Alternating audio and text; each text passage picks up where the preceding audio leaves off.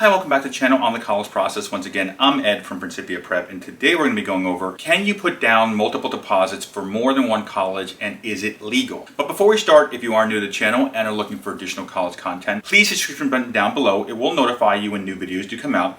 As well as if you have any comments or questions, please leave them down below. I do answer all your comments and questions you guys leave down below in the comment section. As well as, once again, for the senior class, we are running the 21-22 James Russo Memorial Scholarship for this year's senior class. If you want to be eligible for the James Russo Memorial Scholarship, very simple. Down below in the description is the link to show you how to apply for it, as well as how to help us increase the scholarship for this year's senior class, as well as for next year's senior class, the 22-23 senior class. We'll be starting that scholarship off shortly. All that being said, as well as also in the description is our organization's Venmo, as well as our Buy Us a Coffee, if you want to help support the channel, allowing us to keep making these college videos for you guys out there. And with that being said, let's jump right into today's video. Can you put down multiple deposits for more than one college, and is it legal? Now, before we get into the multiple deposits, let's talk about what a deposit actually is, so everyone kind of understands we're all on the same page. Now, for most colleges, once your student's been accepted, you have the option of doing basically two deposits. The first deposit is typically anywhere between $200 to $500 to essentially lock in your spot. Essentially tell the college, yes, I am going to be attending your college. And then the second deposit is essentially the same thing, somewhere between $200 to $500 to essentially lock in your spot, saying to them, I also want a spot in the housing. So I basically have the deposit for my acceptance, I'm going, and have the deposit for the housing, basically saying I'm going to be living on campus. Now, these deposits may range a little bit, or might be a little bit higher, or might be a little bit lower. This is typically where you guys are. Also, the deposits, whether it's for the admissions, that you're locking your spot, or it's a deposit for the housing, the money you send in is technically going to be going in for the semester cost anyways. So essentially, whatever you send them, well, not just locking your spot, but also be reduced from your bill for that fall semester, by the way. Now, most students by May 1st or before have already made their college decision and are in the process of sending in the payments. But let's say that for whatever reason, let me go over some reasons why some families like to send in multiple deposits, by the way, to essentially lock in spots for more than one college. Now, obviously, the biggest reason why, the number one reason why essentially most students do this, or most families do this, is because you guys are put on the waiting list. So this is the first reason why most families do multiple deposits.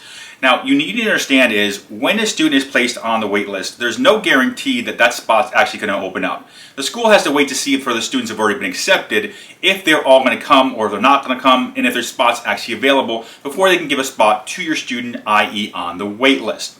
Now, when this comes into effect, most times this is kind of resolved by, let's say, mid-May, end of May. So obviously you've gone past that May 1st deadline, which is National Deposit Day, where most schools want you to make a deposit. So this is typically the first reason why you end up depositing at two colleges. What typically happens is you deposit at your secondary choice where your student may want to go as a secondary option, just in case the dream school or the first choice doesn't come through kind of scenario. So essentially this is how a double deposit happens. This is the most common double deposit, let's call it, so on and so forth. Now, one thing to consider, obviously, good, bad, or indifferent, when it comes to the wait list, some schools may not get back to you, by the way, until July. In some cases, even in rare cases, it does happen, though, until August. This is something to kind of consider as far as the deposit situation goes.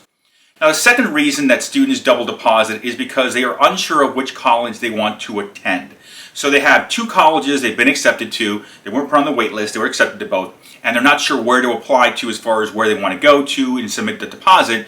So what happens is these students in some cases will send two deposits in, one to each of the two colleges they're highly considering they've already been accepted to essentially provide them more time, to essentially get to the point where, let's say the end of high school, let's say the end of June, that's kind of the time frame you're looking at because your high school has to send a transcript, by the way, when you finish to a college.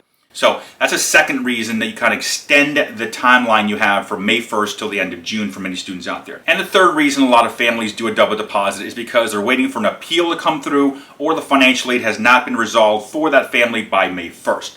Now, this may be the case if you guys did the financial aid forms late and you're still waiting for them to come back with an award letter. Also, some colleges do basically look to verify you, look at your financial information, the stuff you put on the forms later on. Like if you're verified right now in April, it might take them longer than the May 1st deadline, and you want to make sure to lock in all your financial aid and know what you're actually going to be paying as far as what the discounts are before you do deposit. So this is the third reason, obviously, why some families, good, bad, or indifferent, reasons why you guys may be still sitting there wondering, should we double deposit or not until the school comes through with that money. So those are basically the three reasons. Obviously, one, you were waitlisted. Number two, you're trying to buy more time to figure out which school you want to go to. Or number three, essentially you're looking at, you haven't yet been resolved, your financial aid or your appeal situation hasn't been resolved. Now, the reality is for the last two here, you can actually go to the admissions office and ask them for an extension. So this for me is not really a good case scenario of why you want to do a double deposit, but I have seen families do this, by the way. You can go to the admissions office and they will in many cases grant an extension for valid reasons. So you can go to them and say, look, we haven't yet decided which school we want to go to. Can we get an extra 2 weeks or an extra week or an extra month? This kind of stuff. With that in mind, now that I kind of explained what the deposit process is and why families actually do a double deposit or deposit in multiple schools, let's talk about the legal aspect of this. Now, when it comes to the legal aspect of this, by the way, it's not illegal. The reality is just colleges kind of frown upon it. They don't like it because of the fact that if you do a double deposit, what happens is you lock in a spot at 2 different colleges, which obviously you're not going to be going to 2 different colleges, so you're locking a spot away from a waitlist student that may want to go there. But of course, if you're looking at it from a waitlist perspective, you're waitlisted, and obviously this is kind of like a gray area the schools have created where they wait to see what students have been accepted to then offer spots to the waitlist students. So the double deposit in my eyes is not that big of a deal in many cases, to be honest with you, depending on the circumstance. Now, if you're looking to do it because your student can't make up their mind, this is for me the gray area. For me, your student really should know where they want to go to by May 1st. So for me, that's a gray area where I usually tell them, don't do a double deposit for many of the students I deal with. I'd rather ask for an extension, and then you got to figure it out by the end of the extension. Now, when it comes as far as legal-wise, as far as students doing double deposits, there hasn't been a single student to date that's been punished in any way, whether it be a fine or whatever you want to call it, expulsion from that school, so on and so forth, in the school's financial aid admissions process as we go through this. So double depositing is not technically illegal. But obviously, if you're doing this to do multiple schools, you cannot do this with 4, 5, 6 schools. Like, you can't deposit at 4, 5, 6 schools. You got to have 2 schools in mind and you're done. That kind of scenario. But once again, an extension is something I would rather do in these cases. As well as something you have to consider if you do a multiple deposit, it's very likely the schools will not provide you the deposit back. So if you do deposit at 2 schools or 3 schools and obviously end up going to 1, you're going to lose those deposits. They're not going to give them back to you. It's just the way it works, unfortunately. Now, all that being said, if you have any comments or any questions about this process, leave them down below in the comment section. I will answer all your questions down below. As well as if you do like today's video, please leave us a like. It does help the channel. In addition to that, of course, we also do have the James Lewis Memorial Scholarship that we're running for this year's senior class of 21-22. If you want to be eligible for it or if you want to help us build a scholarship, very simple. In the description down below is a link for the video to explain how it works, as well as also below in the description down below is also the organization's Venmo, as well as our Buy Us a Coffee if you want to help support the channel, allowing us to keep making these videos for you guys out there. And all that being said, on the screen is my contact information. If you have any questions, any concerns, if you need to meet with me because you need to go over your case, perfectly fine. That's my cell phone number. You can either text me or call me. Text, by the way, is the fastest way to reach me. You can also send me an email, which is the second fastest way to reach me, to be able to set up a meeting and answer any questions you guys have in the process, either admissions or financial aid.